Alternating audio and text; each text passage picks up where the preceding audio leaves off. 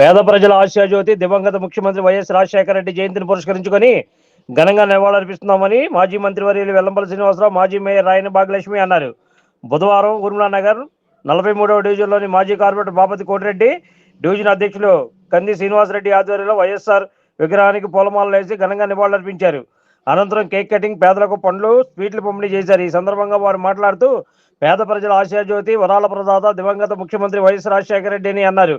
పేద ప్రజల కోసం ఆరోగ్యశ్రీ వంటి అనేక సంక్షేమ పథకాలను అందజేశారని ఈ సందర్భంగా కొనియారు. ఈ కార్యక్రమంలో వైఎస్ఆర్ కాంగ్రెస్ పార్టీలో వివిధ హోదాలు నిర్వహించిన మాజీ చైర్మన్లు, డైరెక్టర్లు, నాయకులు, కార్యకర్తలు, అభిమానులు తదితరులు పాల్గొని దివంగత ముఖ్యమంత్రి వైఎస్ రాజశేఖర రెడ్డికి ఘనంగా నివాళులర్పించారు.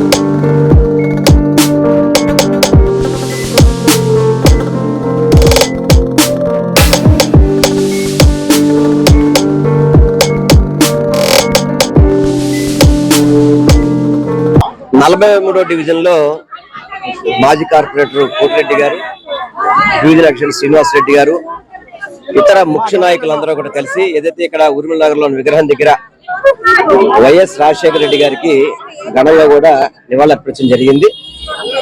అదేవిధంగా పేదవారికి ఫ్రూట్స్ అని చెప్పని కేక్ కటింగ్ కార్యక్రమం కూడా చేయడం జరిగింది.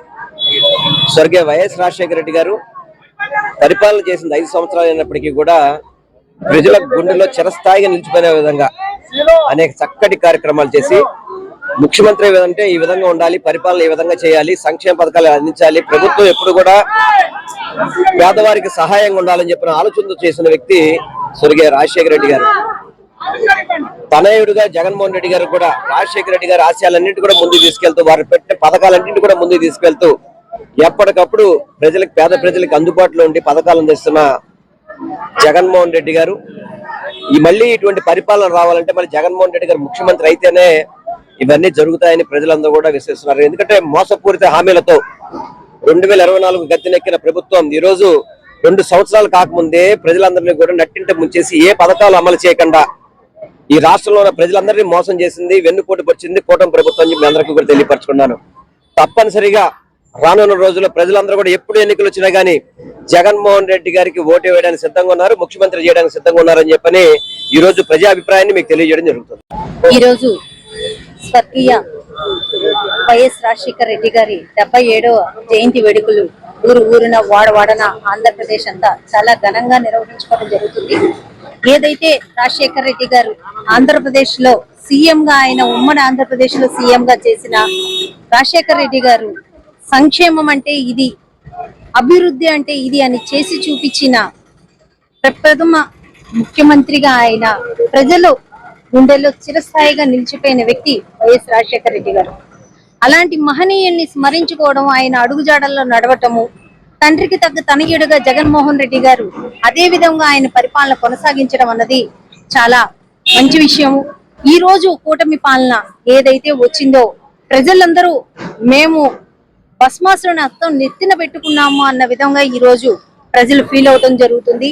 సంక్షేమ పథకాల్లోనే కాదు, అభివృద్ధిలోనే కాదు, పూర్తిగా విఫలమైన వీళ్ళు, లా అండ్ ఆర్డర్ లో కూడా పూర్తిగా విఫలమైన నాయకులు ఎవరైనా ఉన్నారంటే ఈ కూటమి నాయకులు మాత్రమే. పూర్తి స్థాయిలో ఆంధ్రప్రదేశ్ అభివృద్ధి ఆగిపోయింది, సంక్షేమం ఆగిపోయింది, ఎక్కడా ప్రజలకి భద్రత లేకుండా పోయింది. ఇంత దారుణమైన పాలనని ప్రజలు 2 ఏళ్లలోనే తిరస్కరించడము, ఈ 2 ఏళ్లలోనే పూర్తి స్థాయిలో వీళ్ళకి ఆంధ్రప్రదేశ్ లోనే వ్యతిరేకత రావడం అన్నది జరిగింది. ఎంత వేగం ఎలక్షన్స్ వస్తాయి, ఎంత వేగం మళ్ళీ జగన్మోహన్ రెడ్డి గారిని మేము ఎన్నుకుంటాం, ఎంత వేగం మంచి పరిపాలన వస్తుందేనని ప్రజలు ఎదురు చూడటం జరుగుతుంది. ఈ రోజు వైఎస్ రాజశేఖర రెడ్డి గారి జయంతి వేడుకలు ఊర్మిళ నగర్ లో కోటిరెడ్డి గారి ఆధ్వర్యంలో నిర్వహించుకోవడం జరిగింది. ఈ కార్యక్రమానికి మా మాజీ మంత్రివర్యులు వెల్లంపల్లి శ్రీనివాసరావు గారు రావడం జరిగింది. నమస్తే. మరి ఈరోజు 43వ డివిజన్లో మాజీ ముఖ్యమంత్రి వర్యులు స్వర్గీయ జననేత అయినటువంటి డాక్టర్ వైఎస్ రాజశేఖర రెడ్డి గారి 77వ జయంతి ఉత్సవాలను ఘనంగా నిర్వహించడం జరిగింది. మరి భారతదేశంలో ఎవరు చేయలేని విధంగా వైఎస్ రాజశేఖర రెడ్డి గారు సంక్షేమ అభివృద్ధి ఉమ్మడి ఆంధ్రప్రదేశ్లో మరి తనదైన ముద్ర వేసుకొని మరి ప్రజలకి ఏదైతే మరి చెప్పారో ఆ రోజు ఎలక్షన్లో ఉచిత విద్యుత్ అని చెప్పడం జరిగింది. ఉచిత విద్యుత్ని ఇంప్లిమెంట్ చేసిన ఏకైక వ్యక్తి మన భారతదేశంలో ఎవరన్నా ఉన్నారంటే ఒక్క రాజశేఖర రెడ్డి గారు మాత్రమే.